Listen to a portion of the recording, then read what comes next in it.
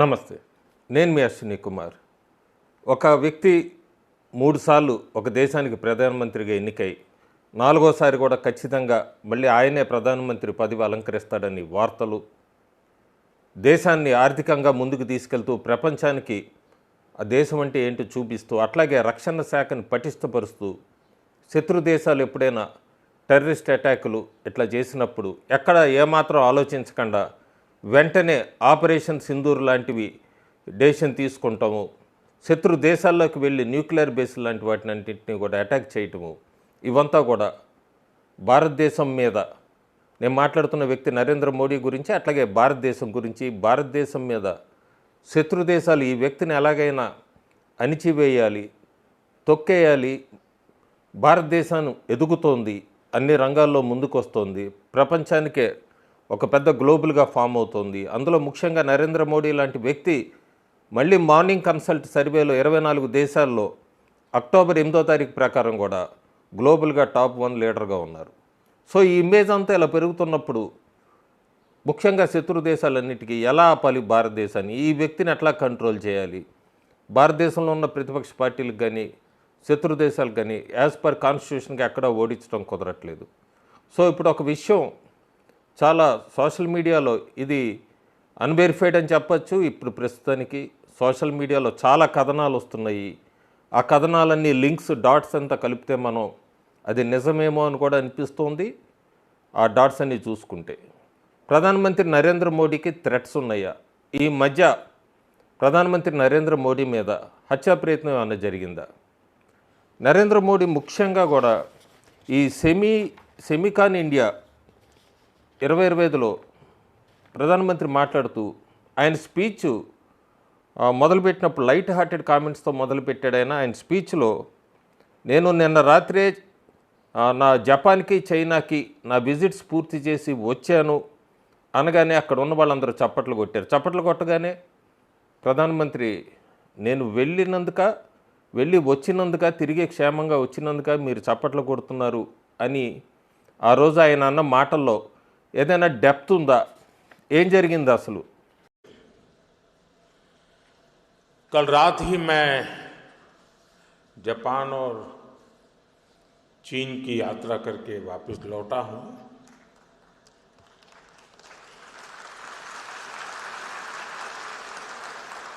आप गया था इसकी ताली बजा रहे हो, कि आया हूं इसकी ताली बजा रहे हो?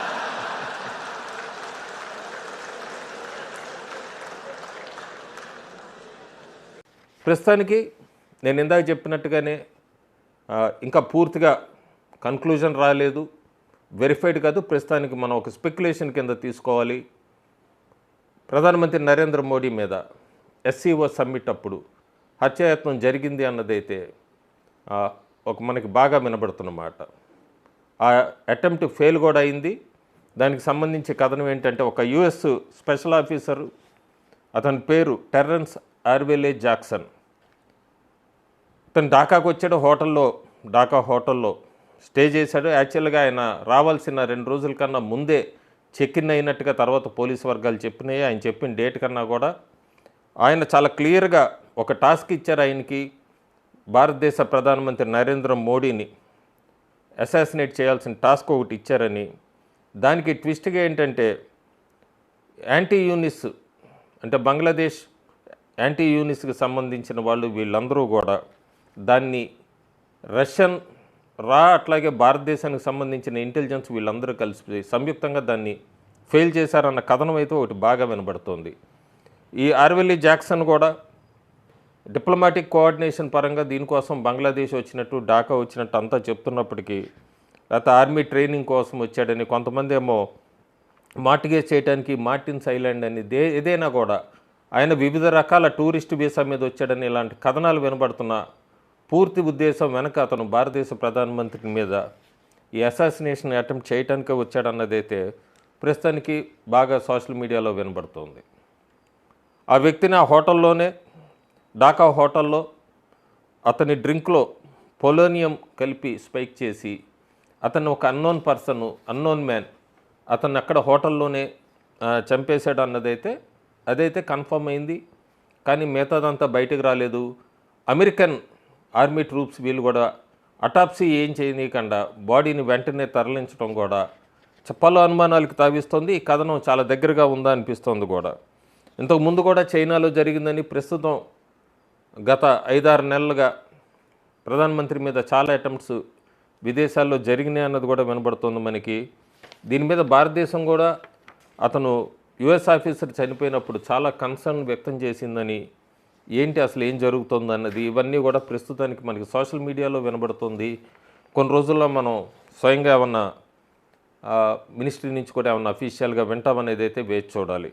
అందుకే ప్రధానమంత్రి ప్రస్తుతం కూడా మలేషియన్ టూరు, దీనికి సంబంధించింది కూడా వాయిదా వేసుకున్నారు. ఎక్స్టర్నల్ అఫైర్స్ మినిస్టర్ జయశంకర్ వెళ్తున్నారని చెప్తున్నారు. బీహార్ ఎలక్షన్స్ దానివల్లే ఇక్కడ ప్రధానమంత్రి ఉంటున్నారని చెప్పినా కూడా బయటికి చెప్తున్న థ్రెట్స్ అనేది ప్రస్తుతం బాగా నరేంద్ర మోడీ మీద థ్రెట్స్ ఉన్నాయన్నది అయితే బాగా వినబడుతుంది.